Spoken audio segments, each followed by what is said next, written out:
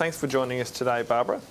So one of the reasons that's often given for the weak relationship between attitudes and behaviour is that there are other variables that are important in the attitude-behaviour relationship. What are some of these other variables and how do they affect behaviour? There's a whole range of things that can actually influence whether someone engages in a behaviour or not. So if we look at one of the most famous theories in this area, the theory of reasoned action, Fishman and Eisen talked about the best determinant of someone engaging in a behaviour or not was their intention to engage in that behaviour or not. And they saw attitude fitting into this model by actually influencing people's intention. So not behaviour directly, they saw attitude leading into someone's intention. And so your attitude is your positive or negative feeling towards actually engaging in the behaviour. In conjunction with this, though, they also recognise the importance of social pressure. That is, we are very vulnerable to what our friends or family think that we should or shouldn't do. And so another determinant of intention that they came up with was our subjective norm, that is a perceived social pressure to engage or not engage in the behaviour. So attitudes do predict behaviour, but just not directly, they do it through intention. That's right, yeah. So it's not only attitudes going through intention, but also subjective norm.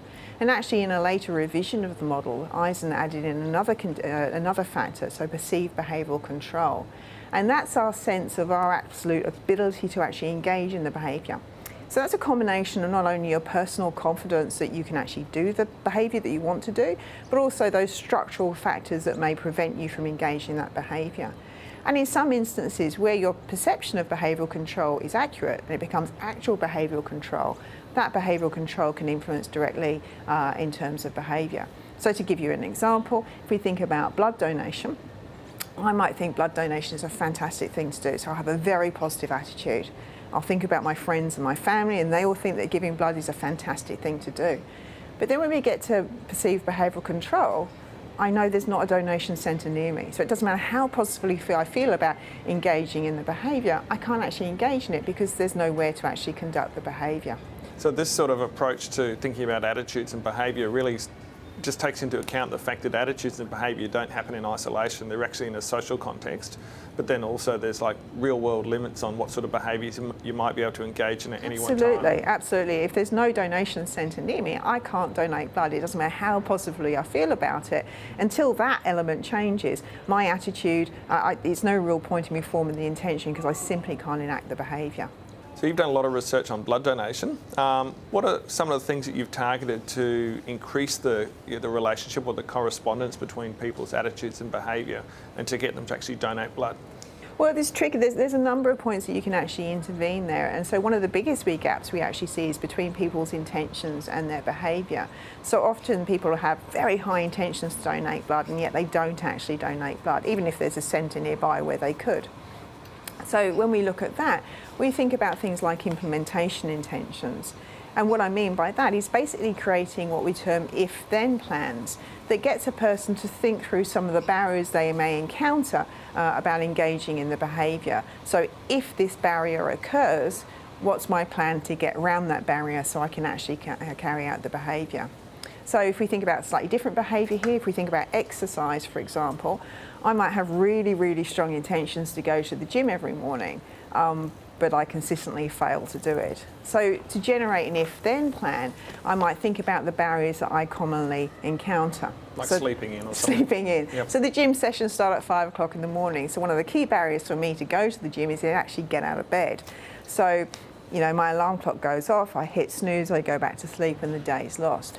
So what could I do? Well, what I could do to get around that obviously is put my alarm clock somewhere else. So if I put my alarm clock somewhere else, then I have to get out of bed to actually turn it off. And once I'm up, I might as well go to the gym.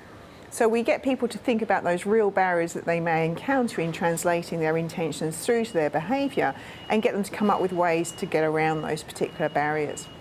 And then if we move back into the model where we think about things like attitudes, subjective norms and perceived behavioural control actually influencing my intention. So maybe my intention to donate blood or my intention to go to the gym isn't very high.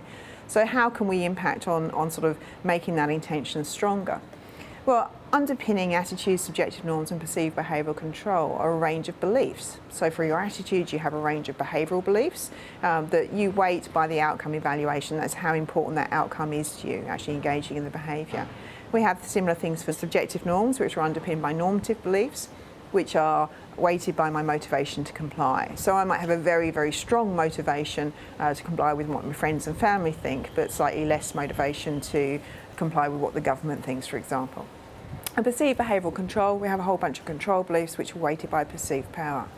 So when we think about changing, for example, or trying to bolster people's intentions to donate blood, we look at some of those beliefs and see which ones we can actually impact on to improve the translation of, for example, attitude through to intention and in turn behaviour. So one of the most common behavioural beliefs that people have about donating blood is that it's going to be painful, or it's going to make them feel a bit funny, a bit faint or a bit dizzy. And obviously they don't want to feel faint or dizzy. It can be quite embarrassing. And so that becomes quite an important belief for us to target. And if we can impact on that belief, then hopefully we'll strengthen their attitude, which in turn will strengthen their intention and behaviour. But in order to impact on that belief, it's not simply a matter of me saying, you won't feel that. Provision of information doesn't persuade people. Rather, we have to provide them with information that allows them to challenge their beliefs and for them to realise that actually that belief, is not to be outweighed not to negatively impact on their attitude to actually donating blood. You've told us a little bit about how we can use these sorts of approaches to change blood donation behaviour and maybe even exercise behaviour. And it seems like a lot of government advertising or those non-profit advertising campaigns seem to be using similar ideas.